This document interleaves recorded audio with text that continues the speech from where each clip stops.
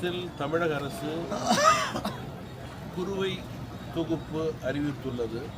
நடவு செய்த பரப்பு முழுமைக்கும் தராமல் பெயரளவுக்கே விவசாயிகளுக்கு தரப்பட்டுள்ளது.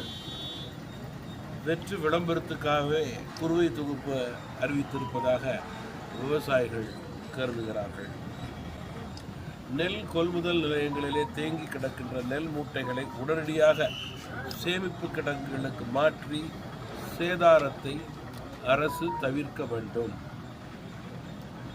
வருங்காலங்களிலே மழை அதிகமாக பெய்யக்கூடிய வாய்ப்பு இருக்கு என்று வானிலை ஆர்வலர்கள் தொடர்ந்து சொல்லிக் கொண்டிருக்கிறார்கள். அதற்கு ஏற்ப தமிழக அரசு முன்னெச்சரிக்கை நடவடிக்கைகள் எடுத்து விவசாயிகளுக்கு துணை நிற்க வேண்டும்.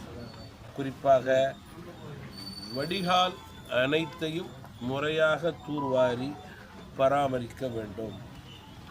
சில மாவட்டங்களில் காப்பீட்டு தொகை விவசாயிகள் வங்கி கணக்கில் வர வைக்கப்பட்டுள்ளது. அது முழுமையாக எல்லா விவசாயிகளுக்கும் வர வைக்கவில்லை என்ற குறை இருக்கிறது. அதை முழுமைப்படுத்த வேண்டியது அரசுடைய கடமையாக இருக்கிறது.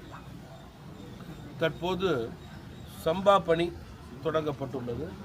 விவசாயிகளுக்கு தட்டுப்பாடின்றி உரங்கள் கிடைக்க வழிவகை செய்ய வேண்டும்.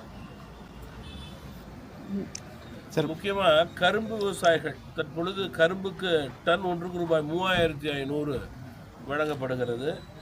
விவசாயிகளுடைய இடுபொருட்கள் விலை உயர்ந்து கொண்டிருக்கிறது காரணத்தினால் கரும்புக்கு டன் ஒன்றுக்கு ரூபாய் 5000 வழங்கக்கூடிய நிலையை அரசு ஏற்படுத்த வேண்டும் என்று கேட்டுக்கொள்ள விரும்புகிறேன். தேசிய ஜனநாயக கூட்டணி தமிழகத்திலே அதிமுக தலைமையிலே மக்கள் விரோத திமுக ஆட்சியை அகற்றுவதற்கு விரைந்து நடவடிக்கைகளை மேற்கொண்டுள்ளது. அந்த நடவடிக்கைகளிலே இன்னும் சில மாதங்களிலே இன்னும் பல கட்சிகள் எங்களோடு சேருவதற்கான பிரகாசமான வாய்ப்பு இருக்கிறது. அதிமுகவினுடைய பொதுச் செயலாளர் அவர்கள் ஏற்கனவே தன்னுடைய சுற்றுப்பயணத்தை தொடங்கி வெற்றிகரமாக 160-170 தொகுதிகளுக்கு சென்று கொண்டிருக்கிறார். பாஜகவை பொறுத்தவரை பூத் கமிட்டி கூட்டம் முடிந்து அதனுடைய மாநில தலைவர் தன்னுடைய சுற்றுப்பயணத்தை தொடங்கியிருக்கிறார்.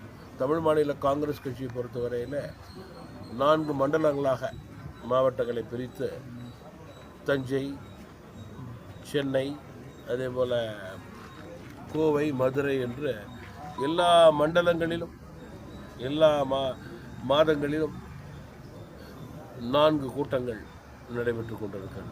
ஒவ்வொரு கட்சியும் கூட்டணியில் எங்களுக்கென்று ஒரு வியூகத்தை ஏற்படுத்தி அந்த வியூகத்தின் அடிப்படையில் தேர்தல் வெற்றி பெறுவதற்கான களத்தை இயக்கத்தில் ஏற்படுத்தி கொண்டிருக்கிறது. ஜிஎஸ்டி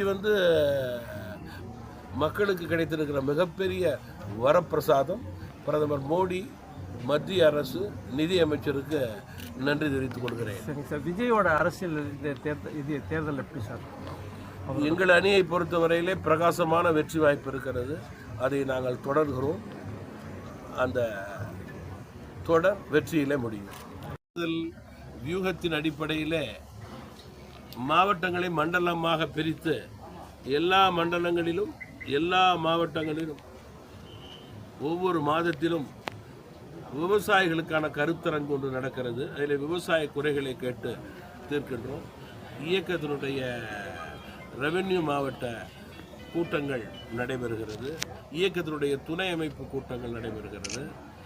மேலும் மிக முக்கியமாக எல்லா மண்டலங்களிலும் மக்கள் விரோத ஆட்சியினுடைய போக்கை கண்டித்து தமிழக அரசை மூடு விழா நடத்த வேண்டும் என்பதற்காக ஆர்ப்பாட்டம் நடத்துகிறோம். சென்ற வாரம் நம்முடைய டெல்டா மாவட்டத்தில் அறந்தாங்கியில் மிகப்பெரிய ஆர்ப்பாட்டம் நடத்தினோம்.